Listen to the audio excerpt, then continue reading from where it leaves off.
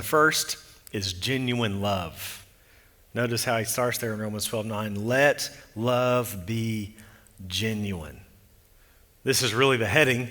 And in many ways, what he's going to say through the whole rest of Romans is unpacking what it means to apply this command to have genuine, sincere love. And last week I mentioned it's so important that we define love biblically. We don't define love from rom-coms or Hallmark. We define love in Scripture, and Scripture is so clear that love is cruciform, it's cross-shaped. 1 John 3:16, by this we know love, that he laid down his life for us, and we ought to lay down our lives for the brothers and sisters. That's what love is. It's laying down our lives for others. The word here is agape. And Paul's already used it a few times in Romans. Flip back a few pages to Romans chapter 5.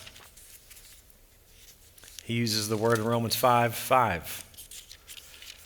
It's this idea of self-giving love. He says, hope does not put us to shame because God's love has been poured out into our hearts. And then in verse 8 of chapter 5, he uses it again. God shows his love, agape, for us in that while we were still sinners, Christ died for us, gave himself for us. Flip over to Romans chapter 8.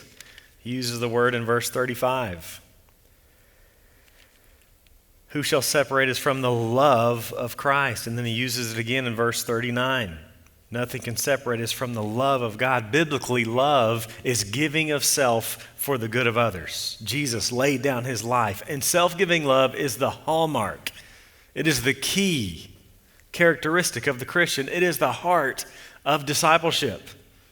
I want to read just a few verses that show us this. Galatians chapter 5, verse 13.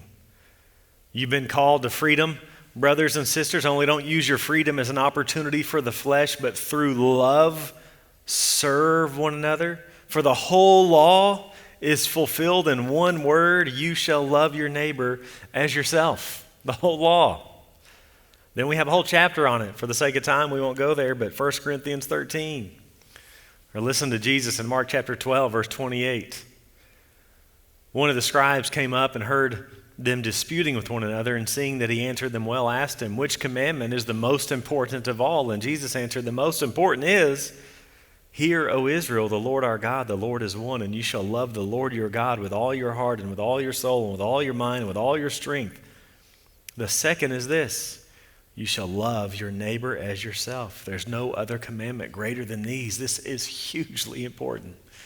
James 2:8, if you really fulfill the royal law according to the Scripture, you shall love your neighbor as yourself. You're doing well. Love is the hallmark of the Christian. And so Paul says, let love be genuine. Let it be sincere. Let it be without hypocrisy, without play acting. No two-faced, full of authenticity. No baloney, but legit love, which means legit self-sacrificing for one another. Giving of ourself, giving of our time, giving of our resources, our prayers, finances, gifts for the good of the church. You know, it's really easy just to say, yeah, I love the church, without actually loving anyone in the church. It was Linus who said, I love mankind. It's people I can't stand. Or maybe you've heard the hymn, to dwell above with saints I love, oh, that will be glory. But to dwell below with saints that I know, well, that's another story. Well, that's insincere love, friends. And maybe you say, you know what, I'm just not there. I don't love these people. I love some of them, but I don't love them. How can I be sincere? How can I not be a hypocrite? I love the way C.S. Lewis puts it in his chapter on charity, the old term for love in Mere Christianity. He says, the rule for all of us is perfectly simple. Do not waste time bothering whether you love your neighbor. Act as if you did. As soon as we do this, we find one of the great secrets. When you are behaving as if you loved someone, you will presently come to love him. So act, and the feelings that we put too much stock in often follow the action. So when you're having trouble loving one another, act as if you do. And then second, if you have trouble loving others, remind yourself of the gospel. We're not loved because we're lovely. God has not lavished love upon us because we're so lovable. And so the way God has treated us should lead us to treat others the same. As God has treated us, so should we be to others. So as you act in love and as you remind yourself of the gospel, your heart will soften toward others.